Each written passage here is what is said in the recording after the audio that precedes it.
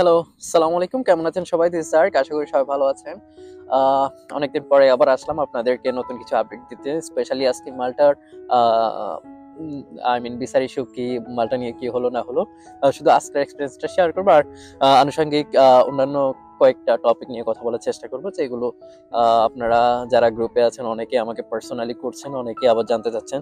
So overall ব্যাপারগুলো হচ্ছে আ সবকিছু আ সবসময় শেয়ার করা যায় না। কারণ আমার নিজেরও কিছু ল্যাকিংস থাকে যে প্রপার ইনফরমেশনটা যদি আপনাদের দিতে না পারি আপনারা মিসগাইড হয়ে যাবেন।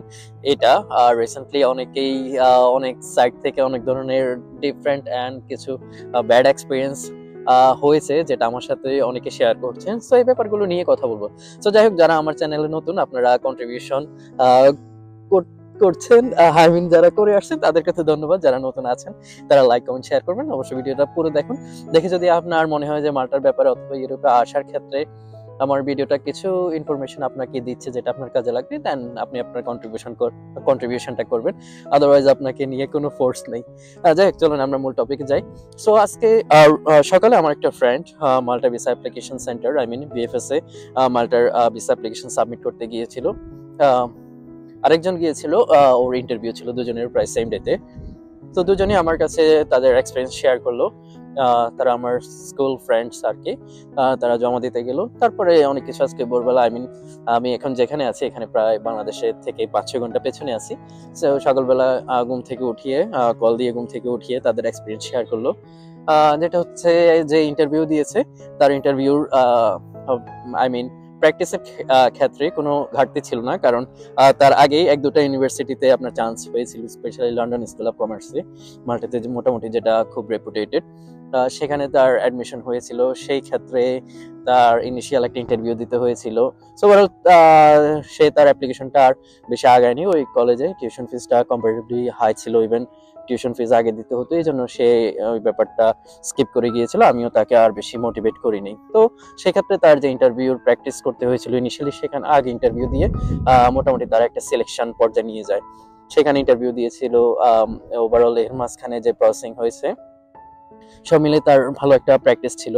সো ওভারঅল আজকে সে ইন্টারভিউ দিয়ে এসে যেটা আমার সাথে শেয়ার করলো, খুব বেশি আই মিন অ্যাক্সেস কোনো কোশ্চেন জিজ্ঞেস করেনি, জাস্ট নাম ঠিকানা তার পার্সোনাল ডিটেলস সম্বন্ধে জানতে চাইছে, ইভেন মালটা কেউ আছে কিনা জানতে চাইছে, মালটা কেন চুজ করছে আর এই সাবজেক্ট কেন চুজ করছো, তোমার ফিউচার প্ল্যান কি, এই যে কমন বেসিক যে কোশ্চেনগুলো আছে সেই কোশ্চেনগুলোই তারা আই মিন আজকে আমার ফ্রেন্ডকে করেছে। সো অন্যদের সাথে কি কোশ্চেন হয়েছে না হচ্ছে সেটা আমি আর জানতে চাইনি, জানা প্রয়োজনে মনে করিনি, কারণ সে আমার ফ্রেন্ড। সে ফ্র্যাঙ্কলি যেটা আই মিন এক্সপিরিয়েন্স নিয়েছে আজকে সেটা আমার সাথে শেয়ার করছে।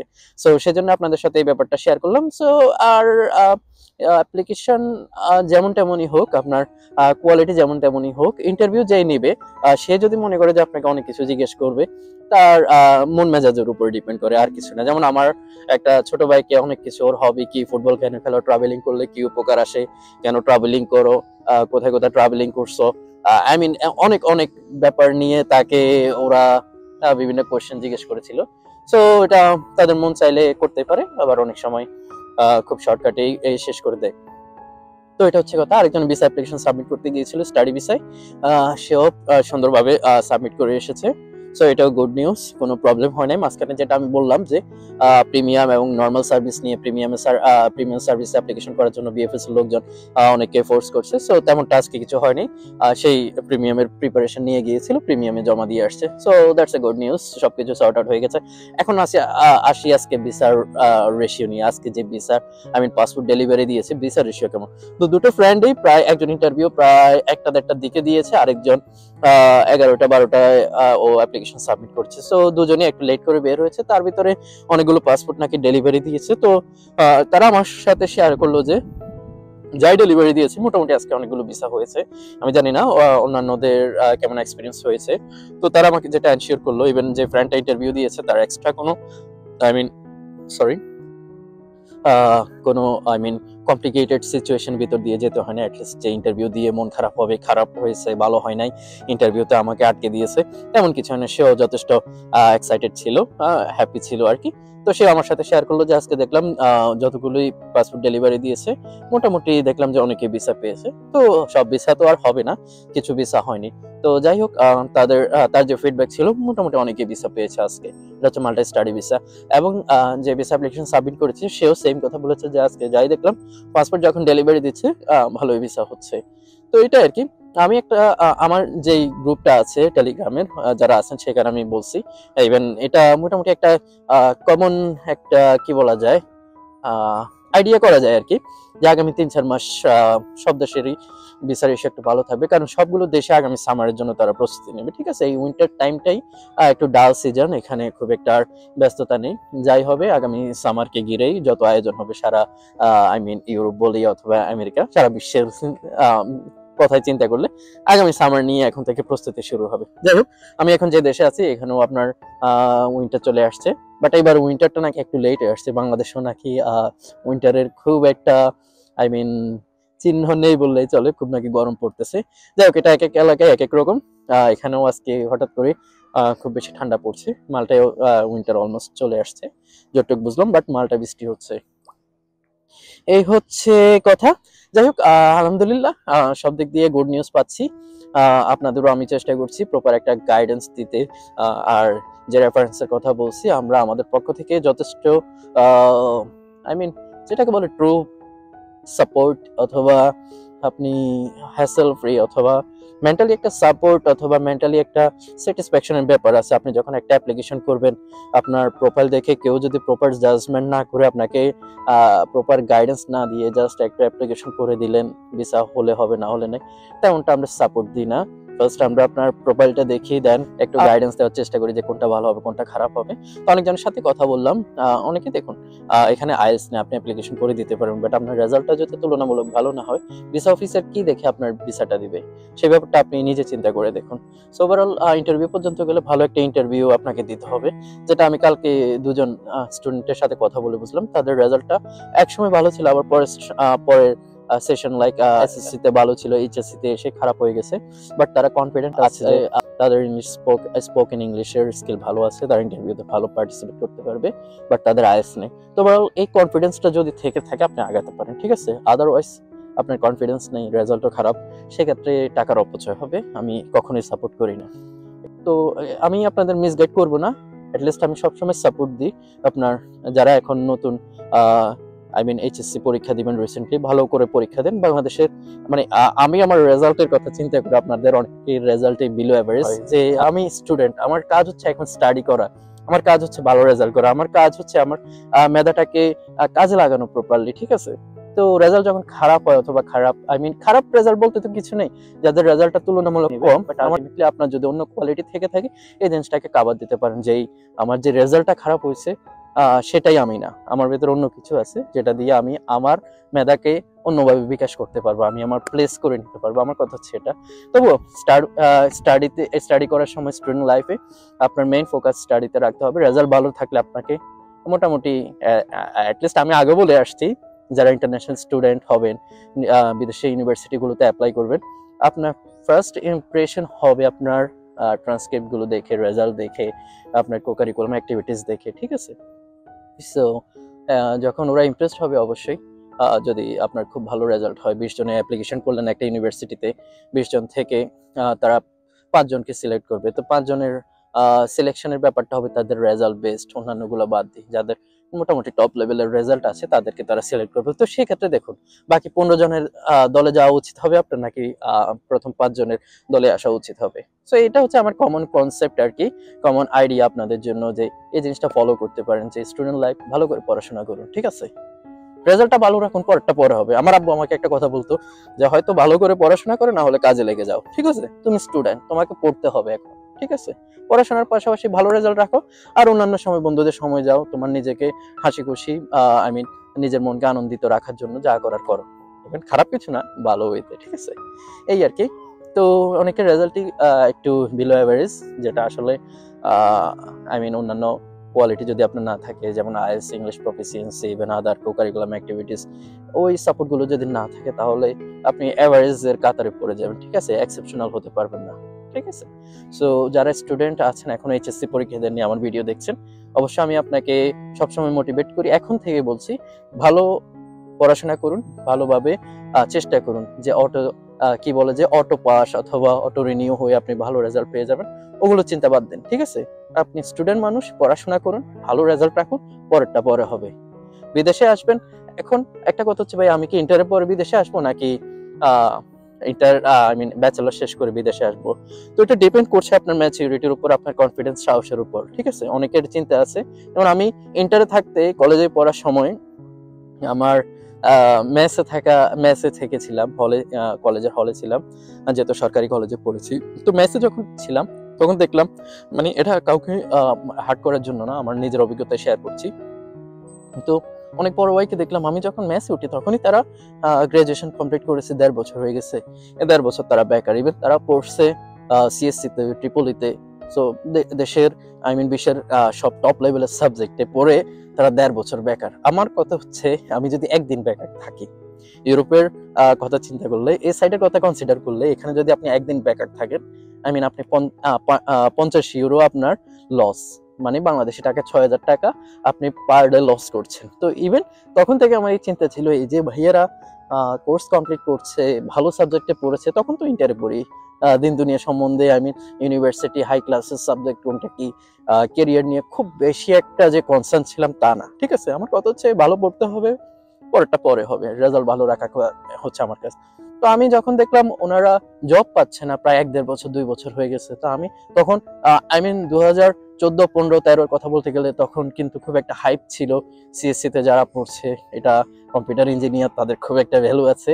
তো ব্যাপারটা তেমনটাই ছিল। তো আমি চিন্তা করলাম, এত হাই ক্লাসে সাবজেক্টে পড়ে ওনারা বেকার রয়ে গেছে, এর মানেটা কি? এরপরে তো দেশের অবস্থা আস্তে আস্তে বুঝতে শুরু করলাম, নিজে বুঝলাম আসলে জব ফিল্ডটা খুব ভালোভাবে অর্গানাইজড না। তো আমার তখন থেকে চিন্তা, হয়তো দেশে ভালো কোনো ইউনিভার্সিটি, ভালো কোনো সাবজেক্টে হবে, না হলে আমি অন্য একটা ওয়ে চুজ করে নেব। তো যে কথা সেই কাজ।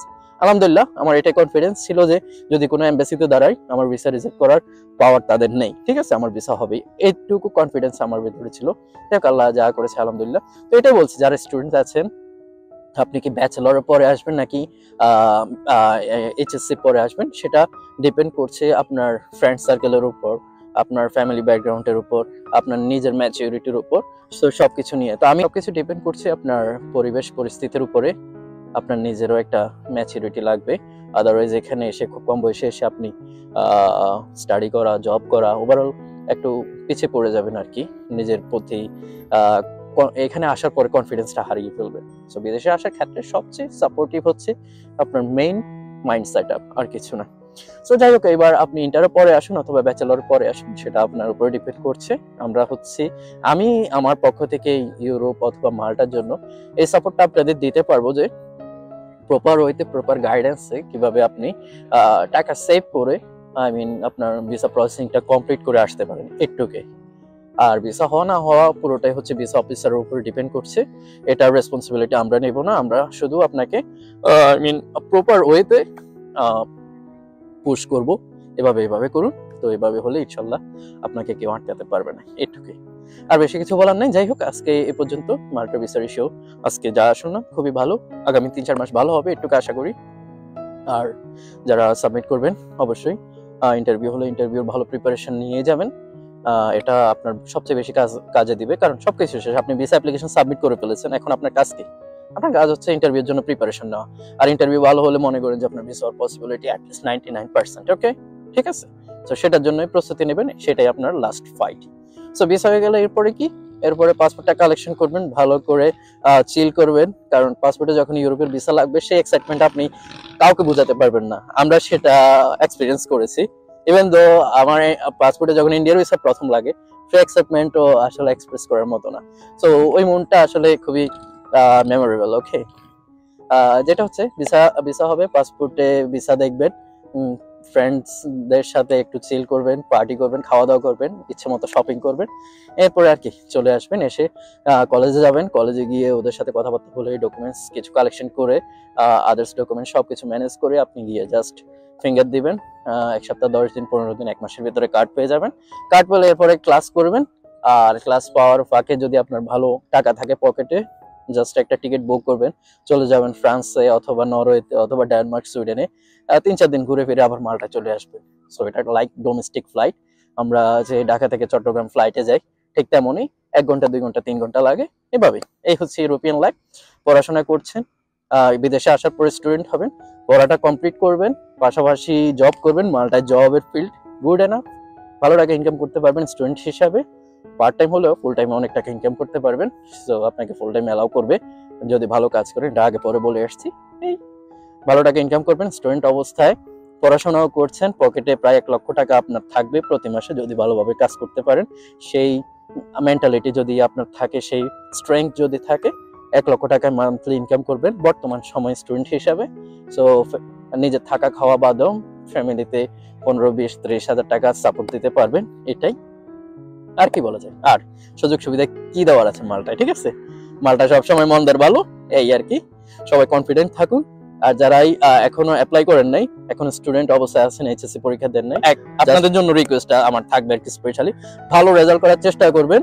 আর বিদেশের প্রস্তুতি নিলে আইএলটিএস থাকলে আলহামদুলিল্লাহ, আর আইএলটিএস না থাকলে মাল্টার স্পেস খালি আছে। ওভারঅল আপনাকে আদার সাইড থেকে কোয়ালিফাইড হতে হবে, আর কিছু না।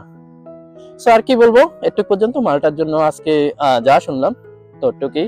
গুড নিউজ, আপনারা হোপফুল থাকতে পারেন।